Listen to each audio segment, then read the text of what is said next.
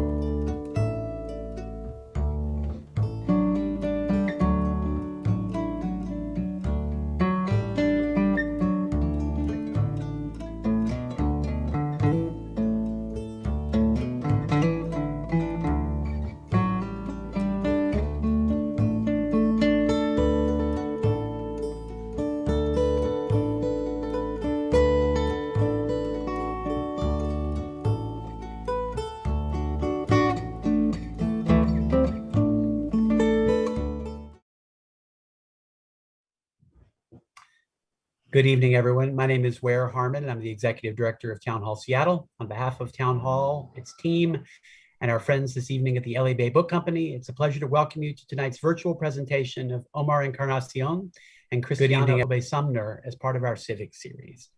As we get underway, I want to acknowledge that our institution stands on the unceded traditional territory of the Coast Salish people, particularly the Duwamish. We thank them for our continuing use of the natural resources of their ancestral homeland. Tonight's conversation will run around an hour, including Q&A, just under probably. Questions will be selected from those in the chat field at the bottom of the video player, so please submit yours at any time. You can also text questions to 206-504-2857. That number is noted in the chat. You don't have to scribble anything. We can't guarantee we'll get to every question, but we'll try to get to as many as possible. And for those who want to view the program with closed captions, click the CC button in the bottom right corner of the video player. Town Hall's adding new programs all the time, but we confess we're starting to slow down a bit as we prepare for a July-August hiatus after a full season of virtual programs. But we'll be gearing up for September soon enough. Take our word for it. At any rate, in the meantime, events coming in the current season include Blake Scott Ball talking about his new book, exposing the subtle political leanings of Peanuts, you know, the daily comic strip, not the nut. Emily Rapp Black is in conversation with Lydia Yuknovich, examining how the experiences and art of another person, in this case Frida Kahlo, can help shape one's own life. And 2 live in-person events in our Great Hall, like with actual people in our actual pews. The first is a very cool installation in our Great Hall by Timothy White Eagle, the culminating work of his 3-month residency, incorporating creative sound, ancestral ritual, and local community members to honor the longest day of the year. And the second will feature the extraordinary range and delicate phrasing of Janae Kendrick, a fantastic local singer who's been on Town Hall's virtual stage previously this season, and an evening co-produced by our friends at Earshot Jazz. You can also view that event online if you're not quite ready to join us in the building, but you can only experience Timothy's event in person. You can check out more of what's upcoming by visiting our online calendar at townhallseattle.org. Town Hall's work is made possible through your support and the support of our sponsors. Civics programs are supported by the Real Networks Foundation, the True Brown Foundation, KUOW, the Norcliffe Foundation, and the Wyncote Foundation Northwest. But as most of you listening by now know, Town Hall is at heart a member-supported organization, and I want to thank all of our members watching or listening tonight. One last note, you will assuredly want to dive deeper into tonight's conversation, and the best way to do that is to pick up a copy of Omar's book, and we, of course, would love it if you would take advantage of the convenient link to the LA Bay Book Company that's located also in the chat. It's the best way to show you care about, and that the things that matter to us about Seattle from before the pandemic have a fighting chance of being here for us on the other side. And with that, Omar G. Encarnación is professor of political studies at Bard College, where he teaches comparative politics along with Latin American and Iberian studies. His writings appeared in the New York Times, New York Review of Books, The Nation, Foreign Policy, and Foreign Affairs, and he's the recipient of a Fulbright and Ford Foundation Fellowship, among many others. He's the author of 2016's Out in the Periphery, Latin America's Gay Rights Revolution, and Democracy Without Justice in Spain, The Politics of Forgetting from 2014. ChrisTiana ObeySumner is a Black, Indigenous, queer, non-binary, and multiply disabled person. They are a community organizer and activist and CEO of Epiphanies of Equity, LLC, a social equity consulting firm that particularly specializes in social change, intersectionality, anti-racism, and disability justice. I have a little issue with my screen. Encarnación's new book, The Case for Gay Reparations, is the subject of their discussion this evening. Please join me in welcoming ChrisTiana ObeySumner and Omar G. Encarnación. Thank you so much for that introduction, and it's super exciting to be here with you, Omar. First of all, I love reading your book. This was a book I had tried to get a physical copy of, but I ended up reading it virtually because it was, there must be some great demand for it. But I wanted to start this off with, for folks who are looking forward to reading the book, perhaps buying it tonight, that link, can you please share a snapshot of what they can look forward to, sort of like an overarching overview? Thank you, Christina, for agreeing to do this in the first place, and then to Town Hall for so graciously inviting me to be part of their programming. So the book provides an overview of what myself and others call Gay Reparations, which stand for a wide range of policies intended to make amends to the LGBTQ community for a long history of systemic discrimination and violence. So they have to look forward to an argument as to why we should do this, but they also can look forward to a history that is often overlooked. By that, I mean the history of repression of gay folk in the US. They'll also get to learn about what other countries have done with respect to reparations, especially Spain, Germany, and Britain. These are countries that, like the US, also have a history of anti-gay discrimination and violence, but that for a whole host of reasons have been able to enact the kinds of policies that I wish were enacted in this country. And then finally, I think people will get to see what I think in terms of what we could do as we look to other countries' experiences and find our own way to do what perhaps needs to be done to address this particular legacy. Yes, and it's one of those reads that are pretty engaging. It's I think it's about like 250 pages, I believe, and I believe that you also wrote out a case for Gay Reparations in an article in 2019 as well. And you talk a little bit of how it landed with folks in the second to last chapter, which I thought I really appreciated that. Can you share more about how this book perhaps came out of that 2019 article and some of the clarifications you made in the book about sort of like how folks reacted to it? Surely. So the book was inspired by events that took place in the summer of 2018. I was in the midst of writing another book, which I had to put on hold. That book deals with the global anti-gay rights backlash. It's a big comparative text, which I've been working on for quite some time. But in any case, in the summer of 2018, completely out of the blue, the NYPD issued an apology to the gay community of New York City for the events that led to the raid at the Stonewall Inn, which eventually led, of course, to the Stonewall riots. This was, as I said, unprecedented. The police have never apologized to the gay community for anything. Activists have been working on this apology for probably as long as 50 years. And that, to me, resonated somewhat differently than it did to most people. I knew that other countries had experienced similar events that had led to an apology. And in my mind, it essentially meant the onset of gay reparations in this country. So I put my other work aside and I quickly wrote an op-ed for the New York Times, which they published, thankfully. It was the first time I think that the Times had published anything on this particular subject. I don't believe that the phrase gay reparations had ever been published in an American newspaper.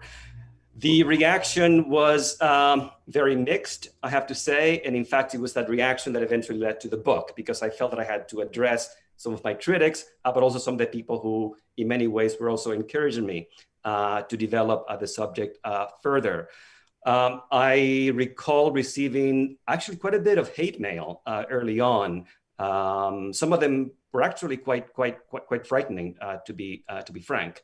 They were threatening, they were insulting, they were very off-putting in many respects.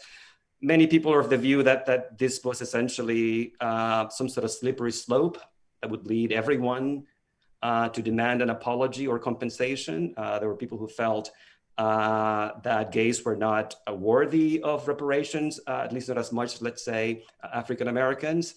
But on the other hand, there were those who felt that it was time for someone to make this argument. I heard from victims of Don't Ask, Don't Tell, who told me, I'm glad that this is coming out. Some of them were even asking for my help on what I could do to help them regain their employment.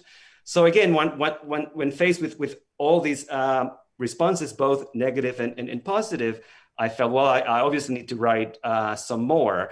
I spoke to my editor. We agreed to put my prior book on hold and to devote the next 2 years to the writing of this particular book. So in a way, the book is a response to what happened after I wrote the op-ed.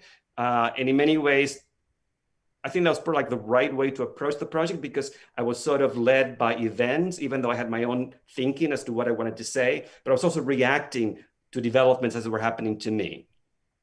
Mhm. Yeah, I can only imagine. I think that we have a lot of, I think when we're talking about these sort of social equity, these social justice pieces, especially for gay reparations, there's always this sort of shadow side to the sunshine we try to put out, right? And there's some of that response that came out. I'm interested, you have about, I think, 3 arguments in that section. What would you say is like perhaps like the most pertinent argument that came out of that feedback and into the book? In terms of criticisms, or in terms of my own arguments? In terms of like, if there's someone who reads the book after tonight and they may have one of those criticisms, what would you think is the most pertinent one that you would want to like this? Maybe with respect to why should we do this? There are many myths about the gay community, as you probably know. One of them is that they are more affluent than the average person, which, by the way, is not true. And that leads people to think that perhaps there's no need to offer any kind of compensations to someone who may have been fired or let go because of his or her sexuality. So that is one thing that people would appreciate. But I think more than anything is why we need to do this. And that is the issue of dignity, which I go into, I think, in great detail in the book. This is not about money. In fact, most of the reparations that I speak about have nothing to do with money. They have to do with apology. They have to do with atonement. They have to do with contrition on the part of the state. They have to do with honoring the memory of people who have been victimized because of their sexuality and gender identity.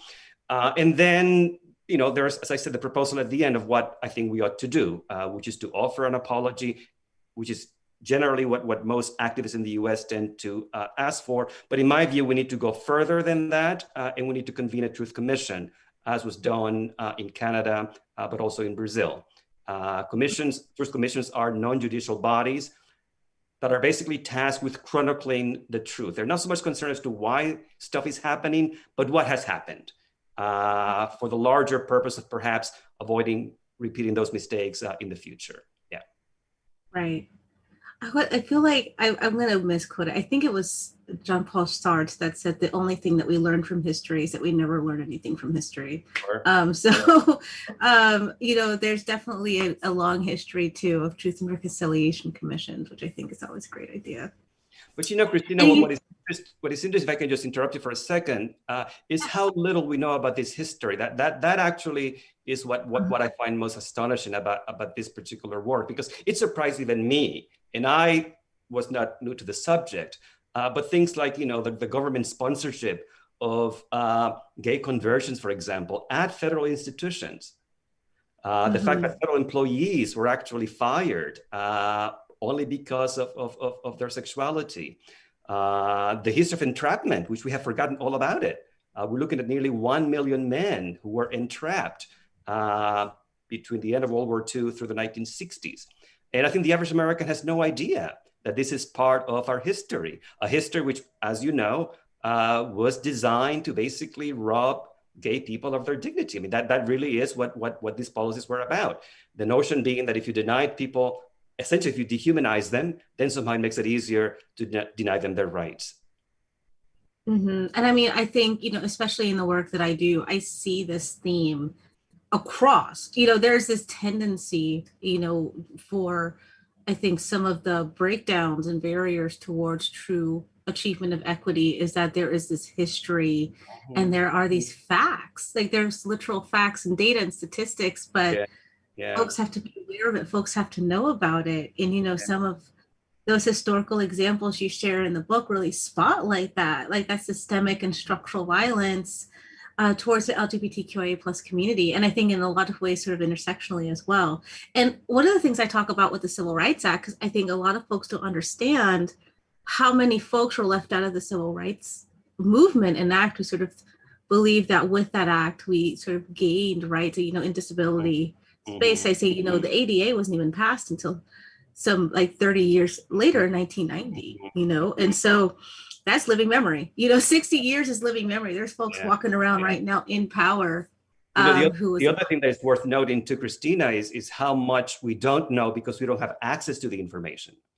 Right. There still is so much actual blocking by the government to policy documents, to archives, where, and God knows what could be learned through those. Much of the information is still basically under all kinds of impediments. So again, I was able to and I was thankful that I had the help of many activists in this country that had been working on this subject for many years. But they tell me that it is a major hardship just to get access to some of these documents that actually prove the intentions the government had when it enacted these policies of discrimination.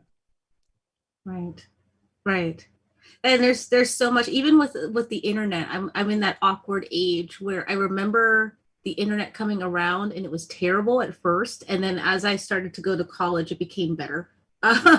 So there, I feel like, but even with that, you know, there's some of these things that even with the knowledge that continues, like Pulse was only 5 years ago. So I think like in this space, I'm wondering what are some of the, you know, talking sociology, what are some of the social cultural and social political barriers? I mean, at least to acknowledgement, when we're talking about lack of access to historical fact and statistics, is there something sociologically going on in that psychosocial space? Is it something that's happening in our socialization and conditioning? What do you think some of those factors are? That's a very compelling question.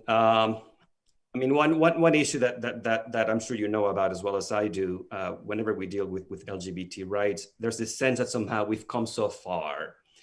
And there's also this sort of triumphalist sort of narrative about gay rights. And there's something to be said, you know, if you look at the marriage equality movement and so forth. But the struggle in many ways has been sort of overlooked.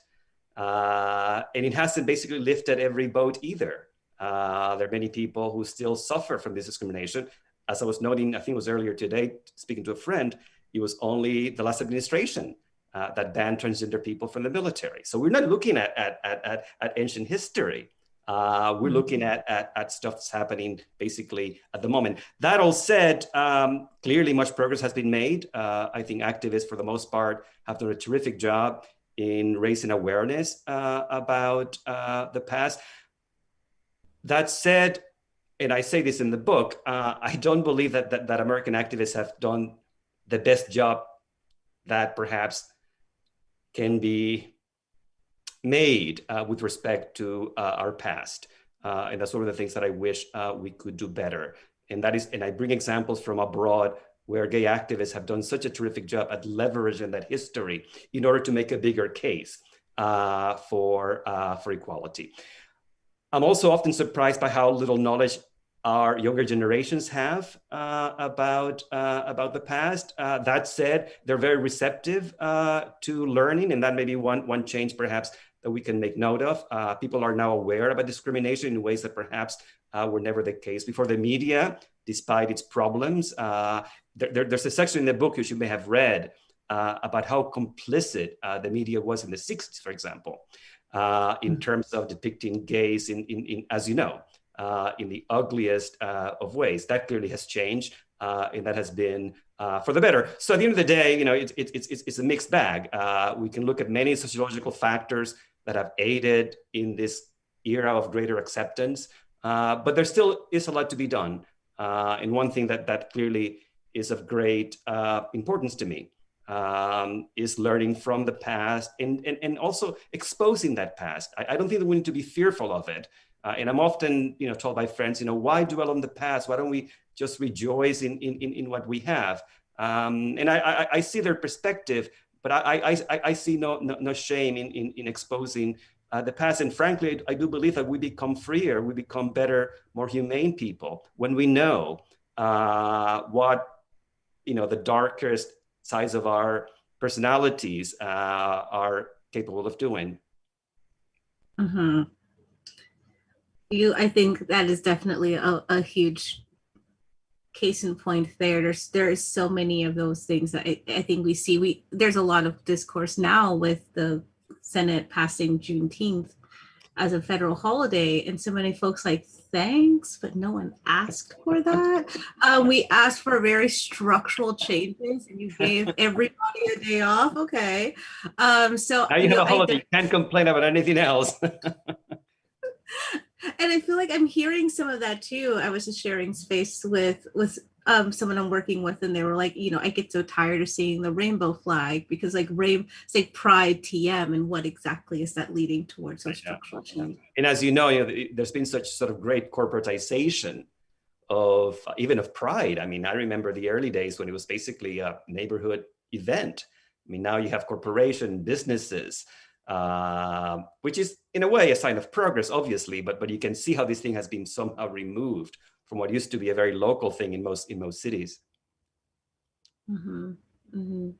So getting back to the reparations, I mean, you really in that last chapter lay out the proposal in the end. So we were talking about this, but like specifically, what are like the high level arguments for gay reparations that you make in that? And I guess a follow up to that will be, what is the first step that we really need to take as a society to get things kickstarted? Yeah, thank you for that. So in the conclusion, I basically sort of revisit the argument as to why we need to do this, going back to the issue of dignity, going back to the issue of citizenship, by which I mean not just rights, but also respect and an acknowledgement of gay people being human beings. Beyond that, I take on a number of critics, including African Americans, who some of them have an issue with this concept of reparations being now embraced by the gay community. I also have I cite some people within the gay community that have an issue with reparations, especially apologies. There's the case that I write about of many activists in Britain who have actually rejected the apology and the pardon because they feel they've done nothing wrong. So why do they have to somehow accept an apology from their government? I also have comments from people overseas who tell me that rather than focusing on this, we should be focusing on what's happening in Africa, in the Middle East, in Asia, that perhaps those are far more important subjects to tackle than revisiting the inequalities and the injustices of the past. And I do my best to sort of, tackle each argument and offer a rebuttal, if we can use that word. But towards the end, I present what I think should be perhaps what we ought to do. But before I do that, I like to emphasize that at the end of the day, there's no one size prescription for this. Every country has to do what it feels is right for them. And that's important to note. All of that said, I'm in agreement with what current activists are demanding, which is an apology and an acknowledgement and an apology, much like the one that was given to Native Americans, to Japanese Americans, to African Americans. So there's nothing new about the government apologizing for past injustices. And then I proposed this Truth Commission, like the one that was organized in Canada, that essentially chronicled the entirety of the discrimination that was visited upon the community, in the hope that this might lead not only to awareness about the past, but in many cases, perhaps to some degree of compensation for those who actually suffered, at the very least, financial harm. Mm-hmm. Mm-hmm. And I wonder too, and sometimes when I'm doing consulting, I'll say, you may not be able to get everyone to go down the path together. You may need to sort of like with a wagon wheel. If your equity goal is the hub, then those multiple spokes are multiple pathways for different people.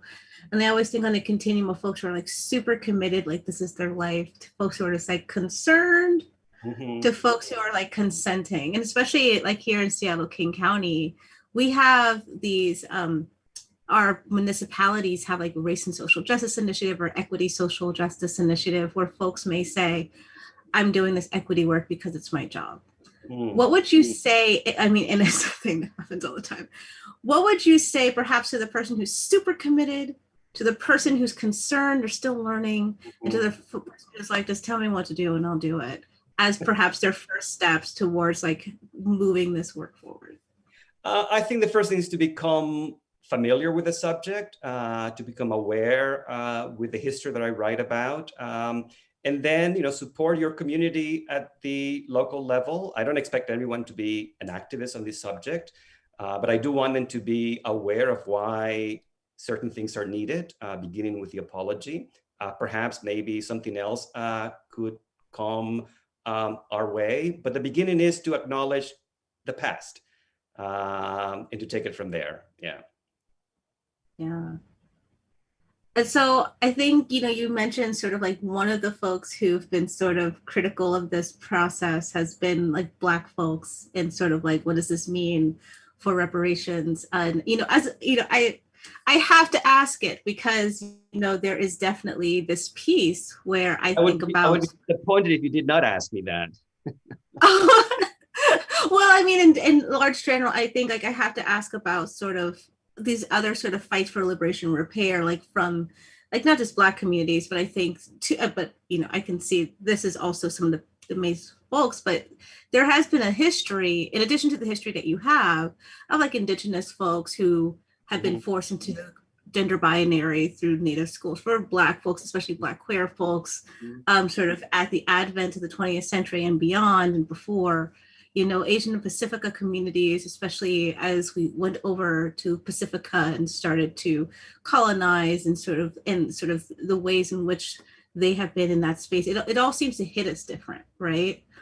But I also think about sort of like STAR and the Combahee River Collective and some of this sort of foundational work around sort of reparations in an intersectional way. So I'm wondering, like, how do you see cross-movement solidarity? How do you see intersectional organizing? I think especially leading with this, like right now, as Black folks and Indigenous folks in particular are asking for reparations from systemic harm, a lot of that bringing in gay reparations. How do you see this playing a part into your proposal? So let me first tell you that this was the most taxing yet rewarding part of the book, trying to sort out that intersection between gay reparations and reparations based on racial discrimination. And I'm still in many ways sort of trying to sort things through. I don't think that the book was the end point of that discussion. I had many discussions with African-American friends about this subject. I recall one of them asking me, for example, is this the case that gays are sort of free riding on the reparations bandwagon? You're basically getting to the party now because it is a hot subject. It has entered the political mainstream, which I thought was an interesting question. Another one asked me whether this was a form of cultural appropriation, where gays were now basically essentially seizing on this particular subject or concept to advance their own agenda. My sense is that these are very thoughtful critiques and that they deserve an answer.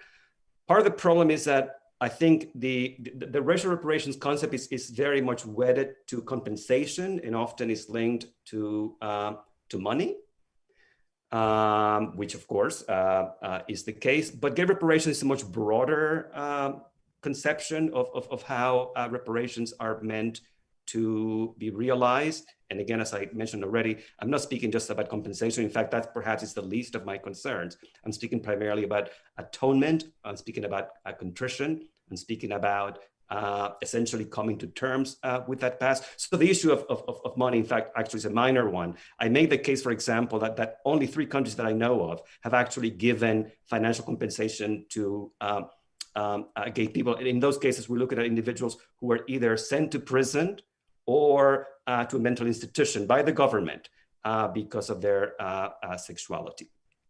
The other thing is that the notion of reparations actually comes from a much broader environment than just the African-American experience. In many ways, the subject comes out of the international human rights community.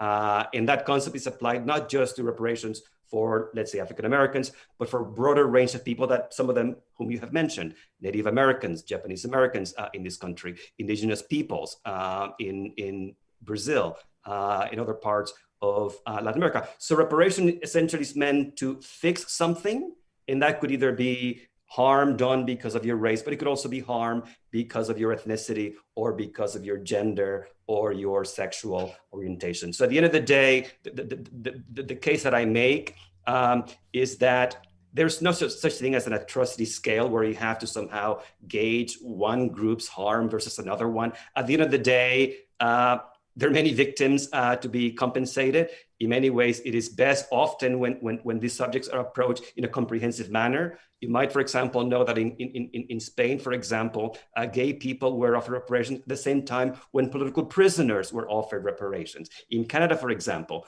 the reparations for Indigenous people was basically taken up almost simultaneously with those for the gay community. It's also the case that one type of reparation may open the door to others. So I think often, minority groups or repressed groups tend to often go after each other in many cases because they're pitted against each other, often by the dominant class or dominant group. And I think groups have to resist that, because at the end of the day, when you lift one group, in many ways, you lift others as well. So that's basically where I'm trying to go with this. I do appreciate the sensitivity of the issue. I do appreciate that, of course, we still have to deal with racial injustice. It is clearly an embarrassment that this country has yet to actually come to terms with that. And frankly, I don't think that until we do that we can actually fully embrace the entirety of the job that needs to be done when it comes to reparations. Yeah, I appreciate that answer too. I mean, I'm hoping too with these commissions, with most truth and reconciliation commissions, they go down to the data, right? And I always think about with intersectionality, folks think it's like a pie chart, and like this part is blue, and this part is red, and this part is white, but it's really that the circle is purple, right? So, I think like a part of this, when I read it, I was thinking about like, wow, thinking about the data in terms of this like, missing and murdered Indigenous folks and sort of what the like prevalence of like not queer, trans, non-binary folks, that is like the high prevalence of murder of like Black trans women and all of these different sort of things that are still within that intersection of gay reparations, but also bringing in like that whole intersectional constellation of experiences. Perhaps I'm hearing that this could be one piece of this puzzle towards this country considering the sort of this matrix, this larger systemic sort of violence. One piece that's also part of the larger puzzle is that, this is in many ways not just about gay people. I mean, this country has a long, long history of ignoring and covering up its repression. So, when I'm trying to sort out, well, haven't we had an apology? Well, few groups have had an apology in this country. The country has a structural difficulty with grappling with its history. And in many ways, I think the gay community is part of that larger history that has been ignored and that has yet to be addressed. Mm-hmm. I agree. And continues to do so in a lot of ways. So I guess the last sort of question I had, and I talked about a lot of things today. We talked about sort of how this came to be, and we talked about sort of the case for gay reparations and its proposal. We talked about some of the sort of the pieces of it. I guess I have a two-parter. The first part is, if there was going to be one main takeaway from this book or your argument for gay reparations, what would it be? And I guess the second question to that is, in a radical imaginary, if all of the stars aligned and we were able to move this forward in your radical imaginary, what would that look like to achieve this? Especially I'm interested in sort of, we were talking about that intersectional sort of historical systemic way of moving this work forward. I mean, there are several takeaways, but I think the main one might be that we do this not because we have to, but because we should. And that's often the case with many moral dilemmas. It's not because it's a law, because there is no such law that you have to provide reparations, but it is the right thing to do. And one thing that was so gratifying about this book was I was able to speak to victims in Europe who had received an apology from their government. In the case of one individual who cited in the book, he was able to get compensation for the year he spent in prison as a teenager in Franco Spain because of his sexuality. And you can see how in this particular case, it was not about the money he got, which was actually fairly modest, but the fact that his government acknowledged that it had done him wrong. And that, so the issue of dignity, I think, is one thing that I want people to appreciate from the book. With respect to the second question, I'm going to be modest, actually, rather than ambitious, which I think is how you want me to be. I would be delighted if the government were to simply acknowledge what it has committed. By that I mean that it owns up to this repression, that it allows access to documents that prove the systemic way in which they went about diminishing, dehumanizing gay people. And once that happens, then other things may or may not happen. Potentially the possibility of people suing the government for compensation. But that acknowledgement, I think, is what first and foremost needs to happen. And I would be very, very happy if and when that happens. Awesome. I'm also looking in the chat, and apparently we don't have any questions for us. So they were like, we can continue the conversation. So I do have a follow-up question to that. Surely.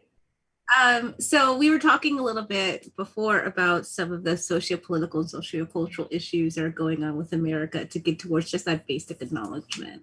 Can you share perhaps like one of the stories, you shared a couple from these 3 different countries. What was really the difference between what they did and what America's doing? Okay, so I basically examined 3 different countries, Spain, Britain, and then Germany.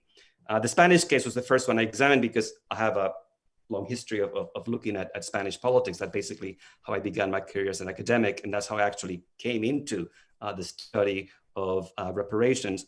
In this case, this could well be the first case in the world of a country that actually enacts legislation in this respect. So that was obviously quite important. There's a story of one individual here who was basically thrown into what could be the most hostile environment for homosexual one can think of. This is a prison for males in Spain. This would have been in the mid-70s. This individual was, I think, 15 or 16 years old. He was turned over by his family to the police because they thought they might be able to fix him. He was raped repeatedly while in prison. Eventually, he managed to leave prison, remade his life, and he was the one who actually began this activism because he knew that he could not possibly be the only person who was persecuted by his government. And he created an association of victims, and they're the ones who essentially show the world how you move this type of activism and actually get results. So that obviously was a very inspiring story. In the case of Britain, we look at the experience with Alan Turing, and I think you read about Alan in the book. He is, as you know, or was, a brilliant mathematician who is credited with saving untold lives by decoding German military codes, which, as you probably know, accelerated the end of World War II. This individual was actually convicted. He was put on trial and then convicted of gross indecency. He was essentially ordered to undergo chemical castration, which left him depressed and reportedly ended up committing suicide 2 years later. The law that Britain enacted in 2017 is named after him.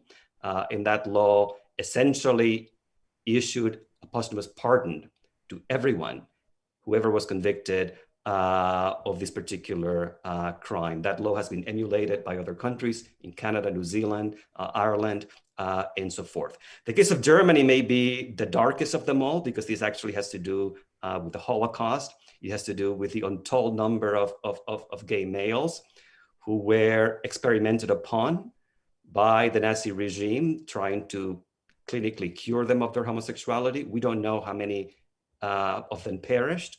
We do know, however, that after they were liberated, they were sent back to prison.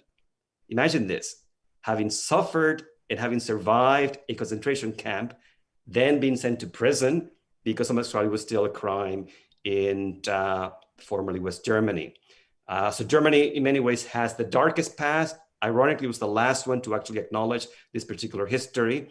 But now it is a fairly important example of how countries with somewhat similar histories can deal with this. They have a compensation program for the survivors of the persecution. They have built the first monument to the victims, to the gay victims of the Holocaust in Berlin. And they've also have issued a very, very, very heartfelt apology on behalf of the nation. So those are the examples that I think that the US can draw upon. Again, each one is different in its own way, and there are historical reasons for why that is. And the book explains why it is that some countries have leaned in one direction versus another one. Mm-hmm. Yeah, I appreciate that there's these sort of examples and sort of case studies, if you will, of these other countries and how they've been able to do it and what America needs to do. And I know also in the book, you talked about how there's this interesting juxtaposition of how when you like look at the data and the polling, folks don't really have as strong of feelings currently about the community as they did before. Yet we are seeing consistent policies, rhetoric, movements towards continued oppression and violence. I think it was in Philadelphia today, they're talking about whether or not same-sex parents could have adopt children. Yeah, that was the Supreme Court ruling, yeah. Yeah, so I mean, I guess too, like in that piece, it is in your sort of research of these other countries, were there pieces of that they were able to go to get to surmount those barriers, or is this a uniquely American issue? Mm-hmm. Yeah, that's a good question, because in many ways, the question is, why has this been possible there but not here? And one thing that I write about towards the end of the book is that one advantage that foreign countries have is that they have a history of human rights activism, which we don't have.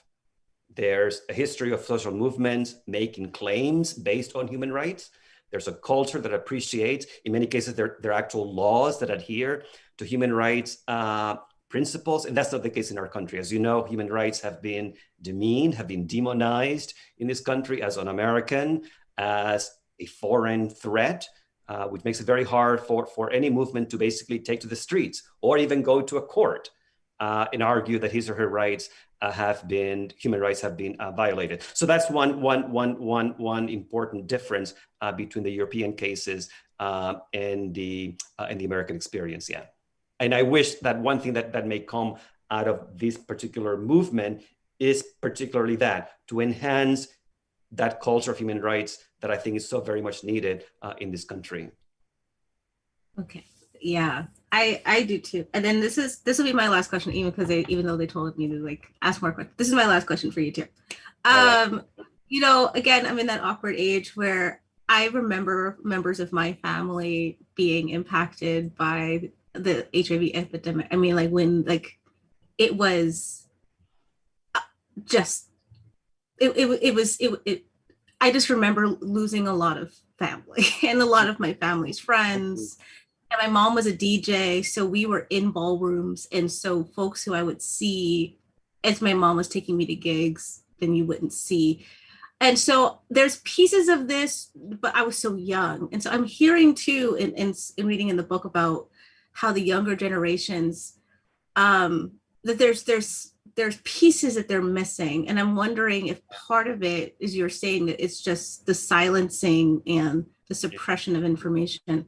What would you, if there's someone who's here like, okay, well, tell me what I'm supposed to know then, where would you start, and say, start here to learn about this history? Well, they can read my book. So that's one way to start. But that actually is what raises the issue that I raised earlier about the Truth Commission, because what commissions do is that they issue a report, which becomes essentially an official narrative of a particular event or a particular circumstance, and that becomes a record where sort of history is deposited in, and people can access that report. It could be included in school curricula. It could be used in litigation. It could be used in family conversations. That's where people would refer to get, that official narrative about the past.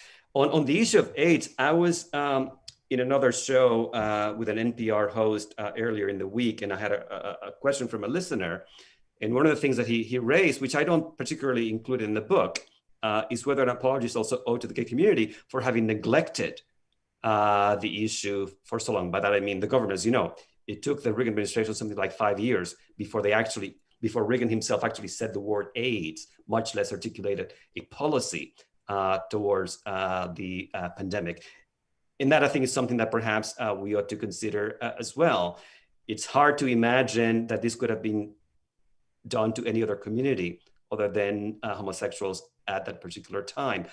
I'm old enough to remember what it was like to be in New York when there were literally thousands of men dying every year, and no one actually cared whether this man lived or died. I think there's a lot about that history, about that era that we have yet to fully understand. And there's a lot of resentment still amongst older gays about the ways in which the government failed them. And that I think is also part of that larger sort of history about our sort of dehumanizing treatment of homosexuals in this country. Yeah. Yeah. And like we said in the beginning, it's living memories. So not just the folks who are impacted about it is alive, but the folks who are accountable for it are alive.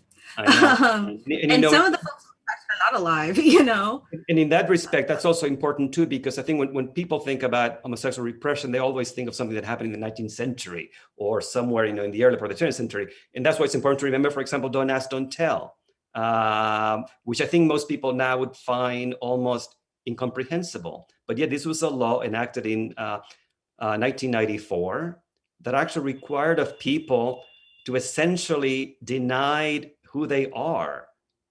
You could only essentially have your job if you basically promised or forced yourself to keep your sexual orientation a secret. That was the requirement for the job. Mm-hmm. And again, we have to think about, what sort of government would demand this of its citizens. By the way, that was meant to be an enlightened policy for its time. So that makes you realize, what that environment was like at that time, and also how much farther we've come along. Mm-hmm. And there's so much of that we're still dealing with because it's just sort of embedded into the soil, I think, And by the way, about 13,000 gay and lesbians were dismissed from their jobs because of Don't Ask, Don't Tell. And many of them, by the way, are still actively seeking to get their jobs back. Yeah. So this is like now. And I hear a takeaway too of just like, this is not 100 years ago. Because you're right. Sometimes in social equity in general, people are like, oh, so when something happens, it's taking us back 100 years. And I'm like, no, it's taking us back. And I think in many ways, the very term historical injustice already makes people think that this is somehow something that happened, in the Middle Ages, when in many cases we're looking at people who are still living with the legacy of that repression. Mm-hmm. And accountability that has not been taken. Correct. Well, are there any last words for this audience before we call it a night? It's really a night for y'all. It's like 8:00 here. It's like, I don't even know how late it is. 3 hours later. It is basically 20 after 11 here. So any questions that I can answer still? I don't think they haven't put any questions in the chat. So I was wondering. Yeah, we still don't have any questions from the chat. So if you have any parting words for our audience. Well, obviously buy the book and read the book. Write to me. I'm fairly accessible on email, and I'll be happy to answer whatever questions people might have. It is possible that the subject might enter the Congress sometime in the next few months. So pay attention to the news, because there might be a debate or hearing on the issue. It would pertain primarily to the victims of the Lavender Scare. These are the people who were let go from their federal jobs, essentially after World War II. We're looking at nearly 10,000 people who were dismissed from their jobs. Those are also some of the same individuals who were subjected to inhumane treatments at federal institutions.